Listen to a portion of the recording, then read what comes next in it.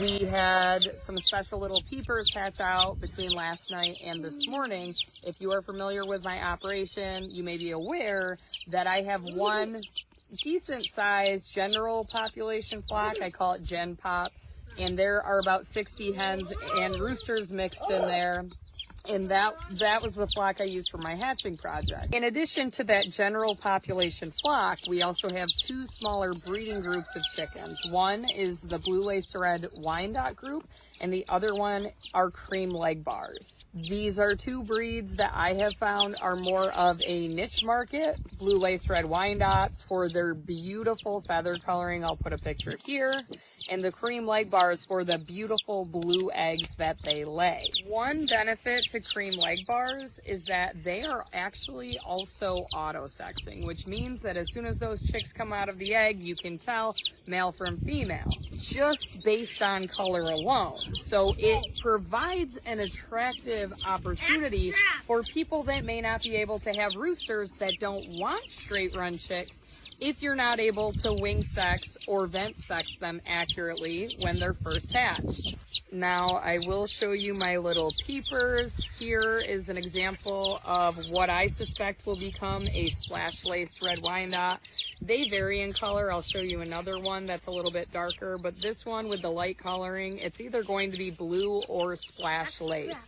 With chicken genetics, the blue feather coloring does not breed true, which means you could breed a blue to a blue and still end up with black, splash, or blue. Here's a little bit of a darker colored one. This one may end up being blue or black. I had another really dark one that hatched out that we moved out to the brooder this morning, so I don't have it to show you right now. This one is a cream leg bar pullet. So you can see the chipmunkish coloring that it has. It is darker in color and it's got those nice little stripes. And this is a classic example of a cream leg bar rooster.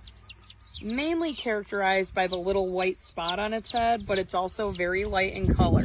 Now keep in mind that I only had purebred eggs in those incubators, so there could also be, if I had eggs from my barnyard mix group in there, you could have some chicks that look like they're purebred, but they end up actually being crossbred. Once they start actually feathering, they don't look like the purebred breeds. When I cross cream leg bars with other breeds, sometimes I can auto-sex them as soon as they hatch because some of them retain that white spot on the top of their heads for the males. We also should be having quail chicks hatching out any day. I'll make sure that I show them once they do hatch out. And if there's one thing you may not know about me, I pretty much always have eggs set in an incubator regardless of the time of year. Sometimes I'll take a break in the winter, but as soon as my Nurture-Right 360s at home get cleaned out, I will set another batch of these eggs in those incubators. Typically what I will do in the summer is continue to hatch them out since I have my breeding group separated. Usually that only happens from May through October. Then they go in with Gen Pop